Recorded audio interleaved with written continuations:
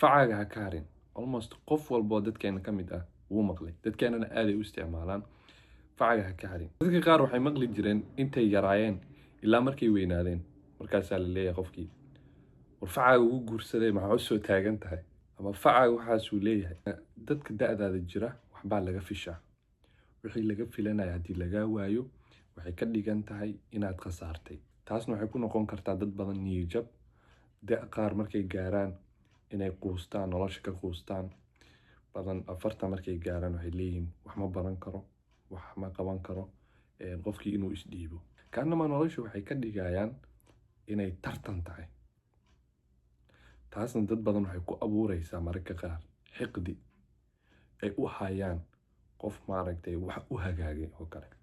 xumaanna kama ah qofkaas ay ku xumaynayaan markii loo sheego hebel waxaasa u suurtagalay ay u naxayaan. ma ahan inay qofkaas necab yihiin, waxay isleeyihiin safarkii nolosha tartankii nolosha ahaa ee lagaaga hormaray. intaan qabso marka nolosha tartan maahane waa safar. safarkaas qofba si gooni ah ayuu safarkiisa u wataa. nolosha maahan buug lagu dhiibayo oo ah waxaan xilligan waa inaad sidaan sameysaa, xilligan sidaas sameysaa. wax adigu kuu shaqeeyo aniga ii shaqeynaynin jiro, wax xilligaas adigu kuu shaqeeyo aniga laakiin xilligaas sida xaaladeen u kala duwan tahay, dareemaheena u kala duwan yahay, aragtiyadeena u kala duwan tahay, ayay nolosheenana u kala duwanaanaysaa.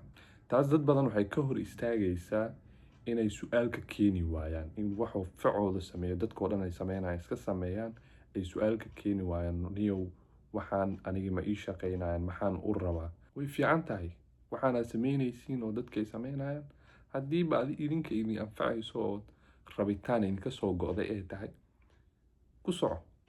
laakiin aniga ma rabi, ima shaqeynayso, ma igu soconayso. kaliya inaan kugu qanciyaa mise aniga wax iga soo go'ay nolosheeda sidaan u arko inaan u qaato.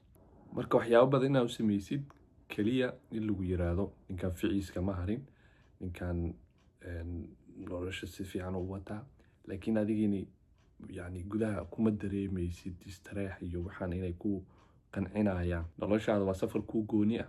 ugu dambeyntiina waxaa guuleysan doono dadku ilaahay noo sheegay, dadkii naar laga badbaadiyo janno tago ayaa guuleysan doona. safarka waa kuu gooni. ha dareemin inaad nolosha ka dhacday markaad sameyn weyso wixii laga filayay dadka da'daada facaaga ah.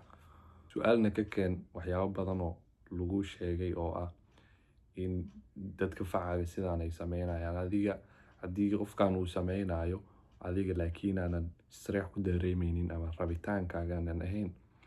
yani kasoo qaad matalan dharkan waxay soo jiidanayaan dadka kale ay soo jiidanayaan, laakiin aniga markaa xirto cuncuniga waxaa ka qaadaya raaxo kuma dareemayo. ba dadka kale inay marka aan qanac geliyo ay ka helaan ayaan u xiranaya, mise sheegan in aniga istareex ku dareemo. labadaas mid waa inaan doortaa. muuqaalkan halkaas kusoo koobaya. muuqaalka haddaa ka heshay like saar, channelkana kusoo biir. assalaamu calaykum.